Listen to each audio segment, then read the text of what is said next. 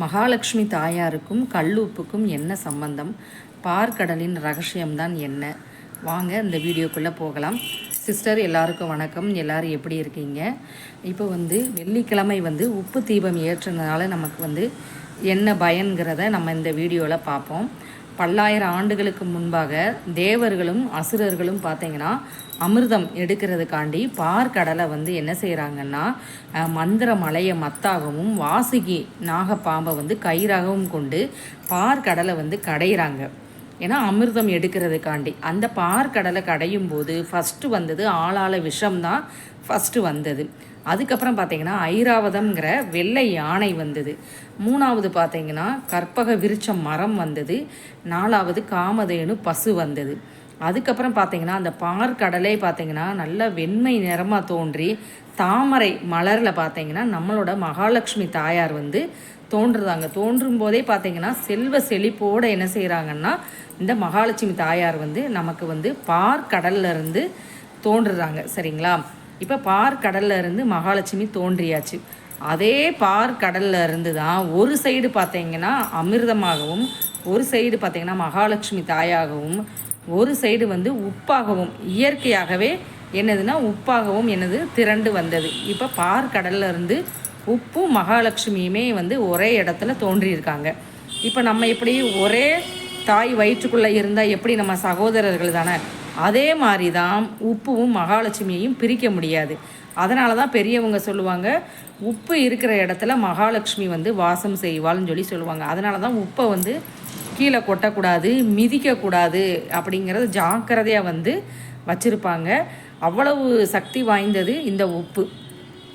இப்போ நம்ம சகோதரர்கள்லாம் என்ன செய்வோம், ஒரு வீட்டுக்கே இப்போ போகிறோம், நம்மளோட அக்கா வீட்டுக்கே போகிறோம் அப்படின்னம்னா பிரிய மனம் இல்லாமல் தான் வருவோம். அதே மாதிரி தான் நம்ம உப்பு தீபம் போடும்போது மகாலட்சுமி தாயாரும் நம்மகிட்ட இருந்து பிரிய மனம் இல்லாமல் நம்ம வீட்டிலே தங்குவாங்க, செல்வ செழிப்போடு இருப்பாங்க. இப்போ நம்ம உப்பை பற்றி பார்ப்போம். இப்போ கடல் நீரில் இருந்து தான் நமக்கு உப்பு கிடைக்கி. இப்போ கடல் நீர் என்ன செய்யுது, தன்னில் இருந்திருக்கிற அழுக்குகள் எல்லாத்தையும் எப்படி சுத்தப்படுத்துதோ அதே மாதிரி நம்மகிட்ட இருக்கிற பொறாமை, கெட்ட எண்ணங்கள், தீய சக்தி, கண் திருஷ்டி, இது எல்லாத்தையுமே என்னதுன்னா போக்கக்கூடிய சக்தி உப்புக்கு இருக்குது. இப்போ பார்த்திங்கன்னா உப்பு தீபம் போடும்போது அந்த தீபத்தோட வெப்பமும் அந்த உப்போட ஈர்ப்பு சக்தியும் சேர்ந்து நமக்கு ஒரு நேர்மறை ஆற்றலை கொடுக்கு. நமக்கு நேர்மறை ஆற்றல் இருந்தாலே என்ன ஆகும்னா நம்ம நல்லா சிந்திச்சு அதுக்கப்புறம் நம்ம எப்படி நம்ம தொழிலை டெவலப் பண்ணலாம், அடுத்தடுத்து நம்ம என்ன செய்யலாங்கிற ஒரு வழி பிறக்கும். எதிர்மறை சக்தியை தன்னோட உறிஞ்சு இழுக்கிற ஆற்றல் இந்த உப்புக்கு இருக்குது. இத்தகைய சக்தி வாய்ந்த உப்பு தீபம் நம்ம எப்படி போடலாங்கிறத பார்ப்போம். ஃபஸ்ட்டு நம்ம ஒரு பித்தளை தட்டு எடுத்துக்கலாம். பித்தளை தட்டுங்கிறது ரேட்டெல்லாம் அதிகம் போட்டு வாங்க வேண்டாம். 45 ரூபா 50 ரூபாலே தட்டு இருக்குது.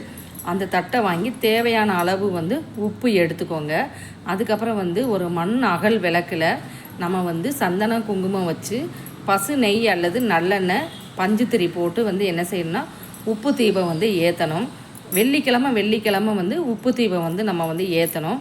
இப்போ இந்த வாரம் வெள்ளிக்கிழமை ஏற்றிட்டோம்னா அடுத்த வாரம் வெள்ளிக்கிழமை அந்த உப்பை எடுத்துட்டு நம்ம சிங்கில் இல்லைன்னா ஓடும் தண்ணீரில் நம்ம கரைச்சி விட்டுறலாம். எப்படி தண்ணீரில் அந்த உப்பு கரைஞ்சி போகுதோ அதே மாதிரி நம்மளோட கஷ்டங்கள் எல்லாமே பார்த்திங்கன்னா கரைஞ்சி போகும். அதுக்கப்புறம் பார்த்திங்கன்னா இப்போ பணப்பற்றாக்குறை, பண தடை இருக்குது அப்படின்னு சொல்லி நம்ம இருந்ததுன்னா நம்ம சுக்கிர ஓரையில் வெள்ளிக்கிழமை சுக்கிர ஓரையில் நம்ம உப்பு தீபம் ஏற்றலாம்.